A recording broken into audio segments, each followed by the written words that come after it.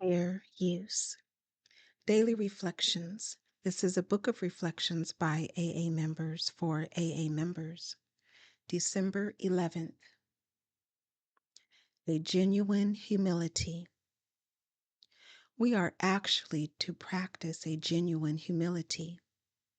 This is to the end that our great blessings may never spoil us, that we shall forever live in thankful contemplation of Him who presides over us all. 12 Steps and 12 Traditions, page 192. Experience has taught me that my alcoholic personality tends to be grandiose. While having seemingly good intentions, I can go off on tangents in pursuit of my causes. My ego takes over and I lose sight of my primary purpose. I may even take credit for God's handiwork in my life. Such an overstated feeling of my own importance is dangerous to my sobriety and could cause great harm to AA as a whole. My safeguard, the 12th tradition, serves to keep me humble. I realize both as an individual and as a member of the fellowship that I cannot boast of my accomplishments and that God is doing for us what we could not do for ourselves. Courage to Change, One Day at a Time in Al-Anon, December 11th. I always figured most of my troubles would be over if I won the lottery. Anything would be possible with that much money. But would it take away the effect alcoholism has had on my family? Would it make the drinkers sober? Could it guarantee happiness? Is money really what I want? No, of course not. What I really want is to feel better. Nothing will eliminate all problems from my life.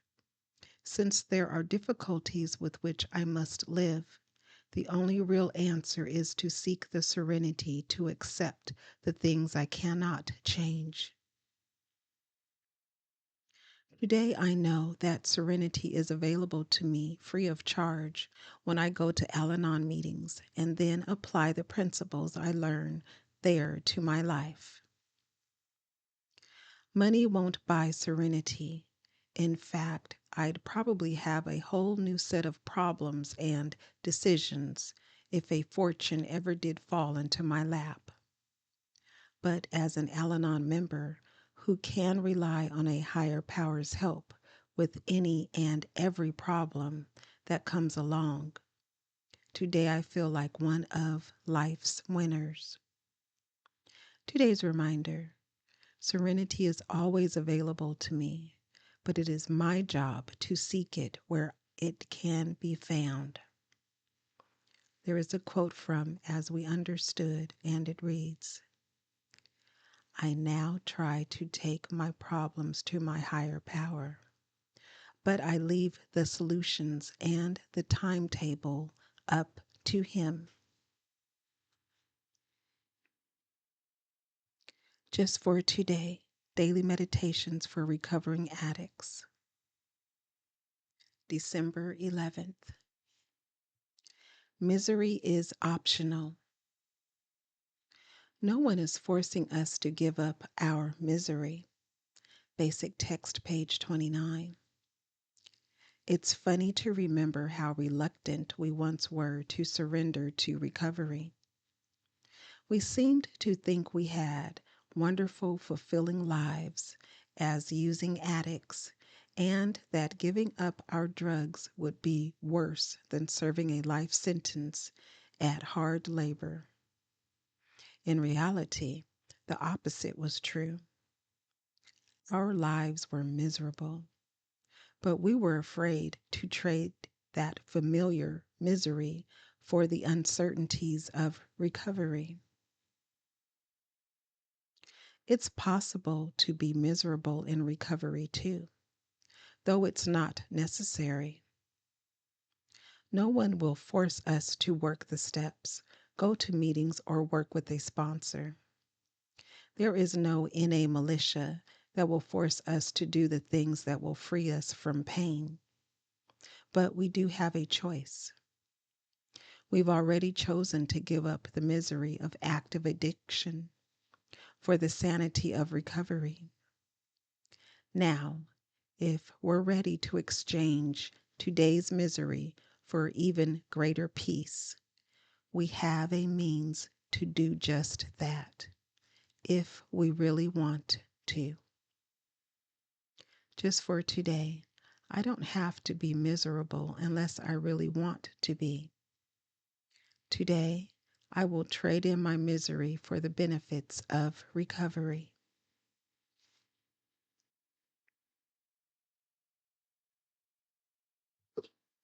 Today, Emotions Anonymous, December 11th. Reflection for today. If I am powerless, my only reasonable course is to live and let live. I must learn, with God's help, to live my own life more fully and to let other people live their own. If I spend my time and effort learning to manage my own life, I will not have any time or energy left over to manage anyone else's. My reward is a feeling of freedom as my burden is lightened. When I let go of what does not belong to me, I need not worry. God will take care of others. Meditation for today. May I remember that my progress comes from detaching from the idea that I alone can control other people or solve their problems. Today, I will remember, mind my own business.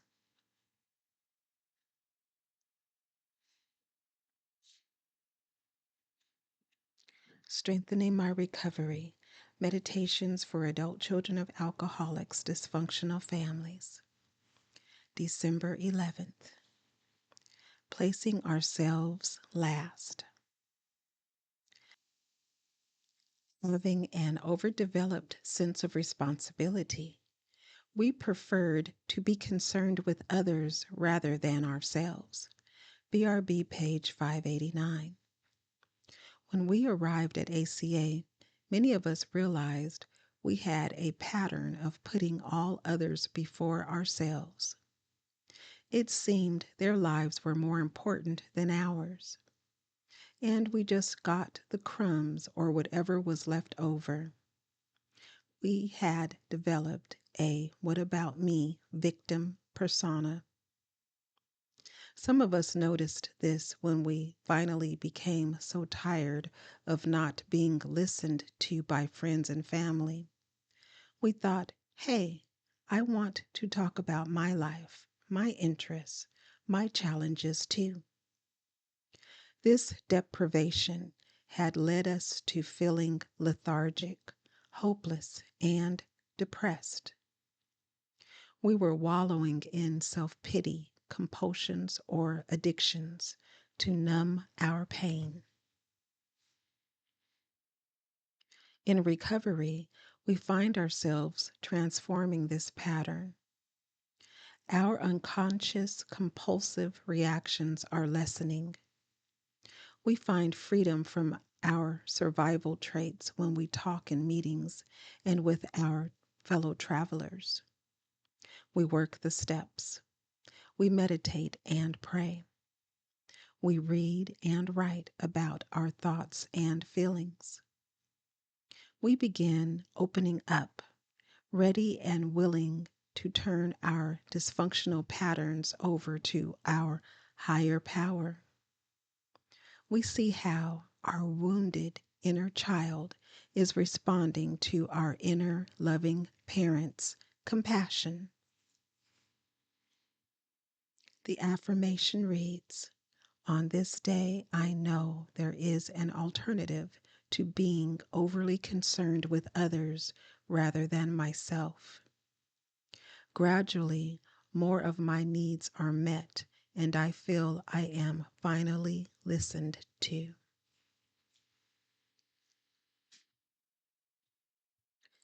Please share, subscribe, like, and most of all, be the you that you are created to be.